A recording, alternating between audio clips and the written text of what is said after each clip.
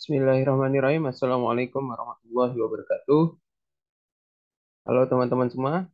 Pada kesempatan kali ini saya akan sharing session mengenai studi independen bersertifikat. Sebelumnya perkenalkan, nama saya Andi Koirindra Jafni Janur. Saya penerima peraih studi independen bersertifikat batch 2 tahun 2022. Baik, pada saat pertama kita akan mengenal studi independen bersertifikat. Studi independen bersertifikat Kampus Merdeka adalah sebuah pembelajaran di kelas yang dirancang dan dibuat khusus berdasarkan tantangan nyata yang dihadapi oleh mitra atau industri. Program ini bisa berupa kursus singkat, bootcamp, kursus daring, dan lain-lain. Tujuan studi independen bersertifikat antara lain mewujudkan gagasan mahasiswa dalam mengembangkan produk inovatif yang menjadi gagasannya. Yang kedua, menyelenggarakan pendidikan berbasis riset dan pengembangan atau R&D. Yang ketiga, meningkatkan prestasi mahasiswa dalam ajang nasional dan internasional. Baik, tadi kita telah mengenal apa itu studi independen bersertifikat. Nah, selanjutnya, mengapa saya memilih studi independen bersertifikat? Alasan utamanya yang pertama, studi independen bersertifikat ini kesempatan melakukan mendapatkan sertifikat kompetensi jika lolos program sertifikasi atau short course dari mitra yang kita tempati. Selain itu ada biaya partisipasi dan biaya hidup selama studi independen yang disubsidi oleh Kemendikbudristek. Selanjutnya,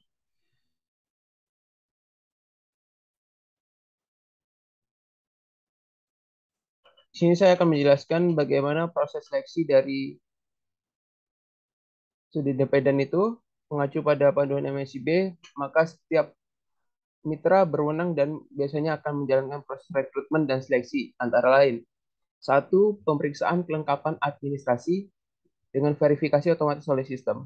Yang kedua, pemeriksaan oleh mitra yang umumnya meliputi seksi administrasi. Nah, di dalam seksi administrasi ini banyak dokumen-dokumen yang harus kita unggah ke sistem, ke website Kampus Merdeka. Lalu ada psikotes, sesi wawancara, dan FGD, Focus Group Discussion.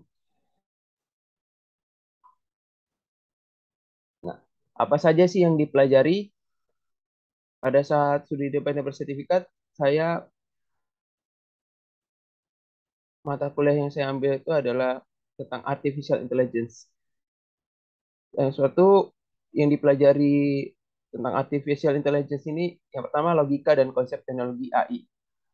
Materi pembelajaran berisi tentang konsep dasar berpikir yang terdapat pada metode-metode di dalam artificial intelligence. Yang kedua ada metode penelitian. Dalam metode penelitian ini, materi pelajaran berisi tentang konsep analisis dan statistik yang terdapat pada domain AI. Yang ketiga ada siklus project AI. Materi pelajaran berisi tentang framework yang dibangun dalam kerangka aplikasi AI. Selanjutnya, di sini kita belajar juga, saya belajar pemrograman Python. Nah, pemrograman Python ini berisi tentang instalasi bahasa pemrograman Python pada PC dan dasar-dasar pemrograman Python. Yang selanjutnya, etika profesi dan keterampilan perusahaan.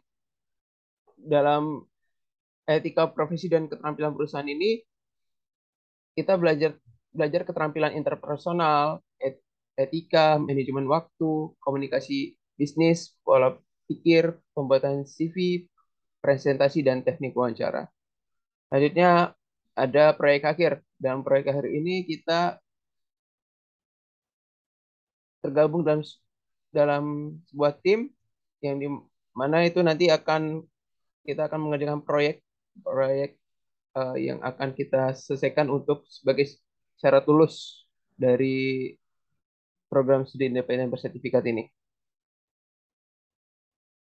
Nah, untuk kendala pada saat saya mengikuti MSIB itu belum adanya kebijakan atau pedoman akademik dari Prodi untuk memfasilitasi kegiatan kampus Merdeka, sehingga kebijakan konversi SKS terkendala. Alhamdulillah setelah proses negosiasi dengan Kaprodi dan pengelola prodi, beberapa mata kuliah dapat dikonversikan. Selanjutnya ya, pengalaman, tentu banyak sekali pengalaman yang saya dapatkan mengikuti program studi independen bersertifikat kampus Merdeka ini.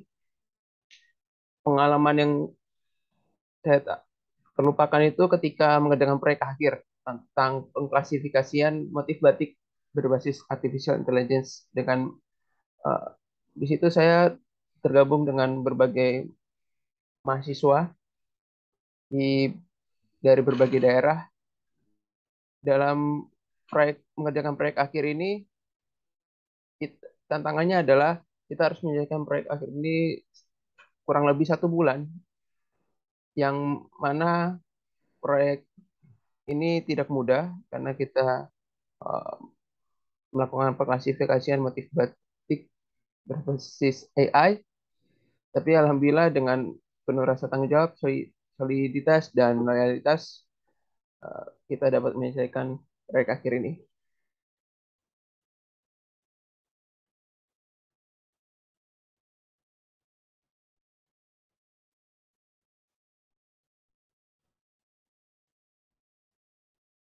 Baik, selanjutnya ada sedikit kutipan dari Bapak Menteri, Pak Nadiem Anwar Makarim.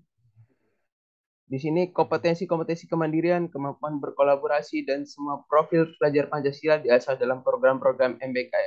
Ini adalah hak mahasiswa untuk merdeka karena kita tahu bahwa satu pekerjaan tidak bisa dikerjakan oleh satu disiplin ini.